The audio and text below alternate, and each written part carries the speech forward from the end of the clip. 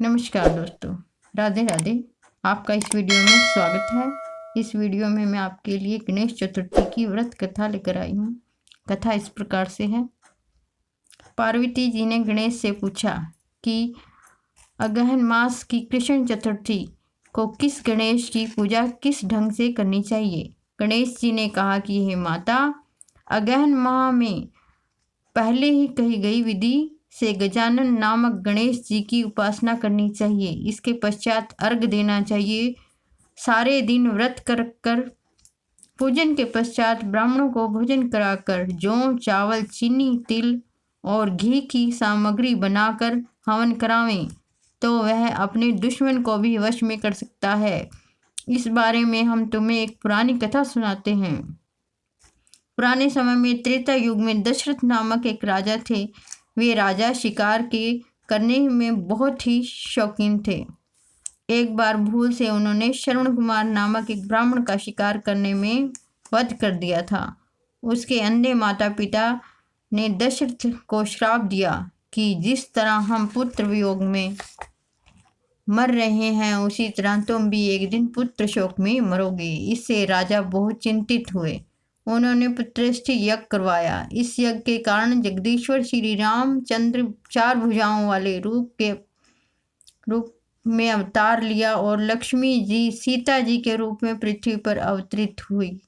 पिता की आज्ञा प्राप्त कर भगवान राम ने सीता और लक्ष्मण सहित वन में खरदूषण आदि राक्षसों को मारा। इससे क्रूर होकर रावण ने सीता जी को हर लिया।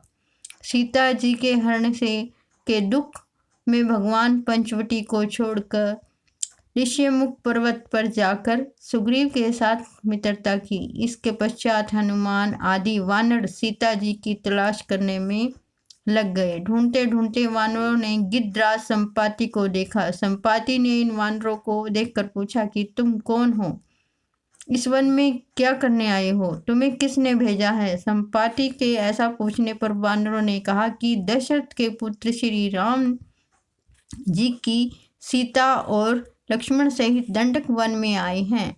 वन में उनकी पत्नी सीता का हरण कर लिया गया है। हे मित्र, हमें पता नहीं है कि सीता जी कहाँ है। यह सुनकर संपाति ने कहा कि तुम श्री रामचंद्र जी के सेवक होने के कारण हमारे भी मित्र हो। जानकी को किसने हरा है और वे कहाँ हैं इसका मुझे पता है। सीता जी के लिए मेरे छोटे भ्राता जटायु ने भी अपने प्राणों की बलि दे दी है।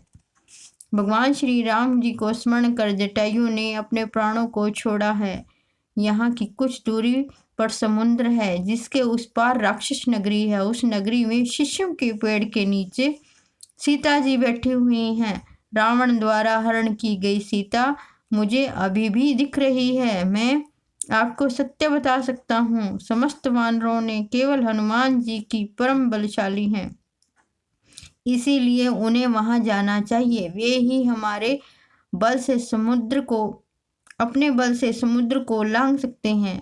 अन्य कोई भी इसे पार नहीं कर सकता। संपाति की इस बात को सुनकर हनुमान जी ने पूछा कि हे संपाति, इस विशाल समुद्र में मैं कैसे लांघ सकता हूँ? जब वानर समुद्र को पार नहीं कर सकते, जब मैं अकेला समुद्र को कैसे पार कर सकता हूँ? हनुमान जी की बात सुनकर संपाति ने कहा कि हे सखा, आप संकट नाशक गणेश चतुर्थी का व्रत करें। इस व्रत के प्रभाव से आप कुछ ही क्षण में सागर पार कर लेंगे। संपाति के कथनानुसार हनुमान जी ने संकट चतुर्थी का सुंदर व्रत किया। ये अचल सुते इसके प्रभाव से हनुमान जी को कुछ ही क्षण में सागर लांघ गया।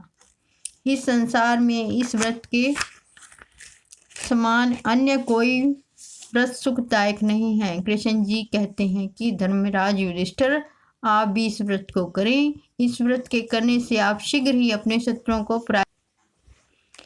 कृष्ण जी कहते हैं कि हे धर्मराज युधिष्ठिर, आप भी इस व्रत को करें। इस व्रत के करने से आप शीघ्र ही अपने शत्रुओं को पराजित कर समस्त राज्य को स्वामिनी बन जाएंगे।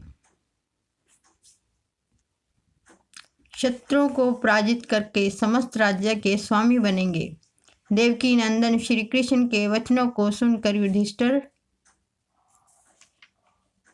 युधिष्ठिर ने गणेश चतुर्थी का व्रत किया। इस व्रत के परिणाम स्वरूप वे अपने शत्रुओं को परास्त कर राज्य के स्वामी बन गए। धन्यवाद दोस्तों इस कथा को सुनने के लिए।